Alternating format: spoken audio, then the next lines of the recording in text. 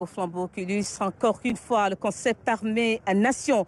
Le Sénégal, un jeune pays dans le concert des nations avec ses 66 ans, le 4 avril et au-delà de la fête, une occasion de réfléchir justement sur le sens de la souveraineté dans un monde en mutation. Indépendance, œuvre à parachever, c'est une chronique signée Oumar Diawa. 66 ans, un âge de maturité pour les humains, rêvant de déité mais de jeunesse à peine esquissée pour les nations promises à l'éternité. Ce Sénégal que nous aimons tant et célébrons avec fierté est dans sa construction et ses délimitations territoriales le fruit d'un héritage colonial.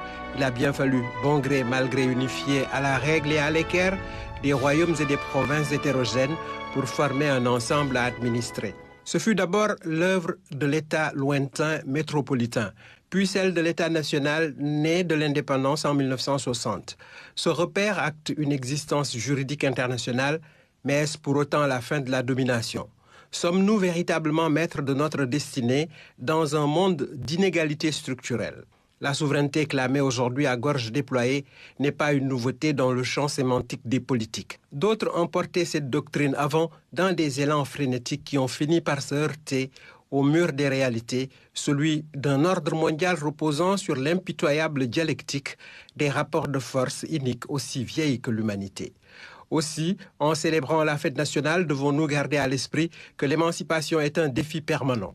Les adjectifs qui s'accolent au mot souveraineté sont légion: économique, énergétique, sanitaire, militaire, sécuritaire, éducative. La liste est bien plus longue que les discours officiels intuitifs ne le laissent entendre. Dans un monde globalisé, il ne s'agit pas de tomber dans l'ingénuité ou le leurre de l'autoglorification vaniteuse. Cette voie sans issue trahit une incompréhension de ce que signifie compter sur soi. Les institutions de Bretton Woods, conçues bien avant la vague des indépendances sur le continent, se dressent en vigile de nos économies étranglées et de populations asphyxiées.